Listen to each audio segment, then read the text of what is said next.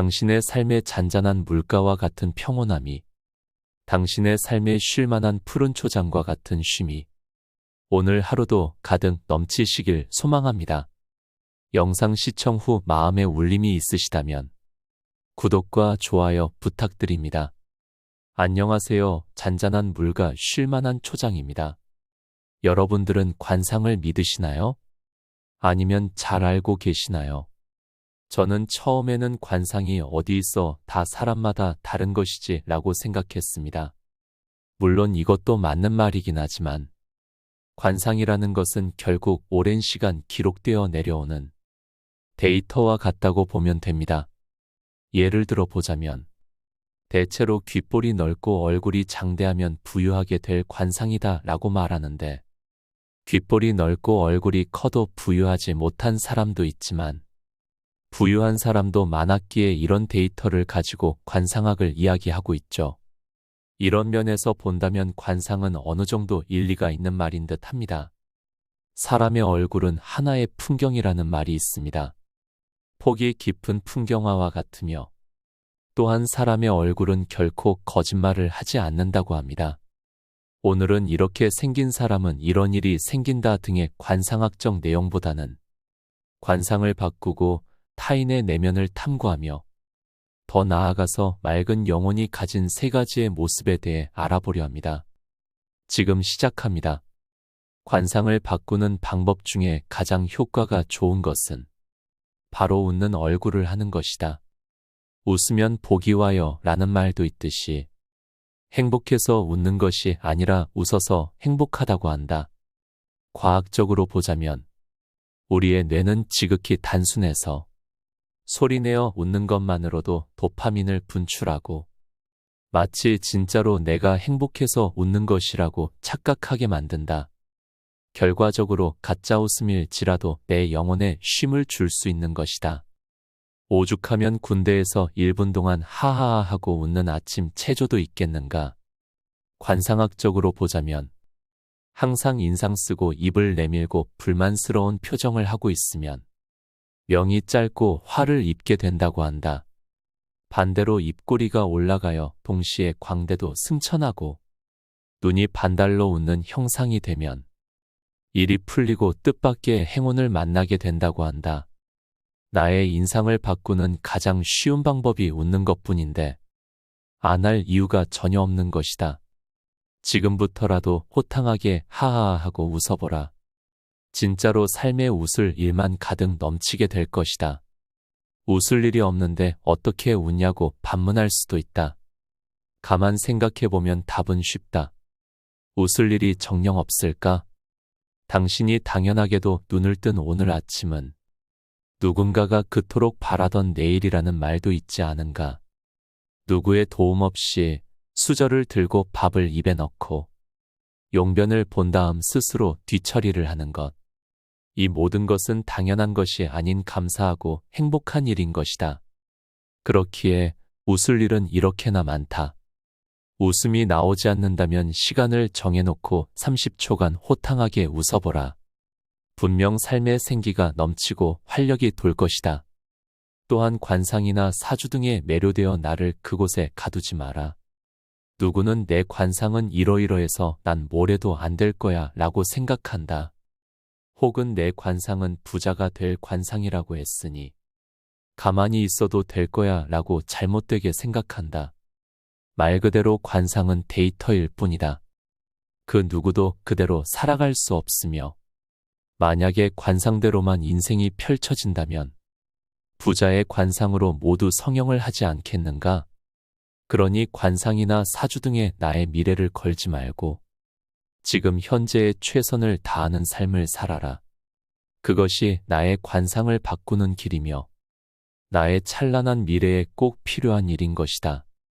또 한 가지 당부하고 싶은 건 사람을 처음 만났을 때 생김새나 외적인 면만 보고 판단하지 마라. 관상은 과학이다 라고도 하지만 겪어보지 않으면 모르는 일이며 아무리 선하게 생겼다 해도 그 속은 아무도 알 수 없고 아무리 악하게 생겼다 해도 그의 삶은 알 수 없는 것이다. 가진 것이 없어 보이는 사람이 사실 가장 부유할 수도 있고, 좋은 차를 타고 다니는 사람이 실제로는 아무것도 없는 사람일 수 있는 것이다. 누군가 당신의 외면만 보고 지레 짐작하여 판단하고 급을 나누고 있다고 하면 기분이 어떨지 생각해보라. 그것만큼 불쾌하고 괘씸한 것도 없을 것이다. 마찬가지로 내가 타인을 볼 때도 같은 원리를 적용하여야 한다. 다만 그렇다고 해서 모두에게 마음을 열고 모든 것을 나누라는 것은 아니다. 느낌이 이상하다면 적당한 거리를 두어 관찰해야 하는 지혜도 필요하다. 타인의 내면을 제대로 보고 싶다면 이것 하나만 지켜보면 된다. 그가 자신보다 약한 사람에게 대하는 태도를 보면 된다. 자신보다 약한 사람에게 함부로 대하는 사람은 아무리 자신을 포장하고 감추어도 몸에 밴 것이 있기에 자신도 모르게 습관이 튀어나오게 된다. 식당 종업원에게 반말을 한다던가 은근히 비꼬는 말투로 대한다던가 하는 등의 행동 말이다. 내면을 꺼내서 보여줄 수 없다고들 하지만 약한 사람을 만날 때 표현되는 것이다. 자신보다 약한 사람에게 무조건 당하고 저주라는 말이 아니다. 자신보다 사회적인 지위가 높고 강한 사람과 분쟁이 생기면 어떻게 하는가? 먼저 숙이고 비위를 맞추려고 노력할 것이다. 반대로 자신보다 약한 사람과 분쟁이 생겼더라도 내 힘과 지위로 누르려고 하는 것이 아닌 그 사람의 입장도 생각해보고 대화로 풀어야 한다. 또한 이렇게 행동하는 사람은 내면이 맑고 영혼이 깨끗한 사람이니 이런 사람과는 가까이 하여 나에게도 선한 영향력이 도달하도록 하여야 한다. 마지막으로 맑은 영혼의 세 가지 모습에 대해 알아보자. 영혼이 맑은 사람은 거짓말을 하지 않는다. 지금의 상황을 모면하려 하지 않고 책임을 지는 사람이며 한순간에 거짓말로 모든 신뢰가 무너진다는 것을 잘 알고 있는 사람이다. 그렇기에 맑은 영혼을 가지려 한다면 첫째로 거짓말하는 습관부터 줄여야 한다. 또 다른 모습으로는 자신만의 신념이 있다. 이것은 고집과 아집과는 다르다.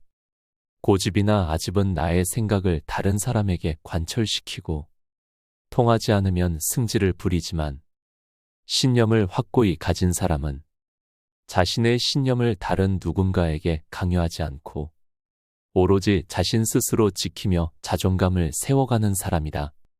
예를 들어 채식을 한다고 가정해보자.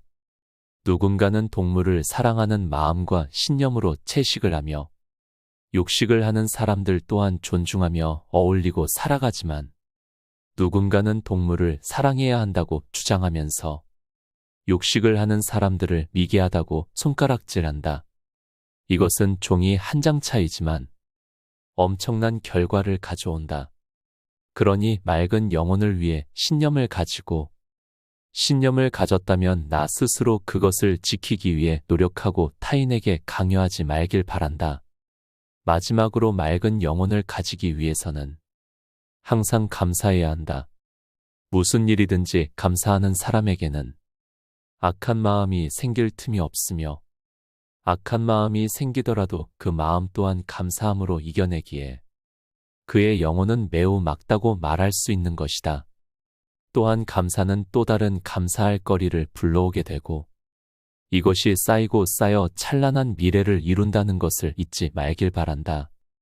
오늘은 이렇게 맑은 영혼을 가지고 타인의 내면을 알아내는 방법에 대해 알아보았습니다. 감사하는 마음을 가지고 약자에게 관대하며 자신의 신념을 스스로 지키는 현명한 사람이 되길 바랍니다. 그런 하루하루가 모여 우리의 인생이 되고 더욱 빛날 미래가 될 것임을 확신합니다. 긴 영상 시청해 주셔서 감사합니다. 지금까지 잔잔한 물가 쉴만한 초장이었습니다.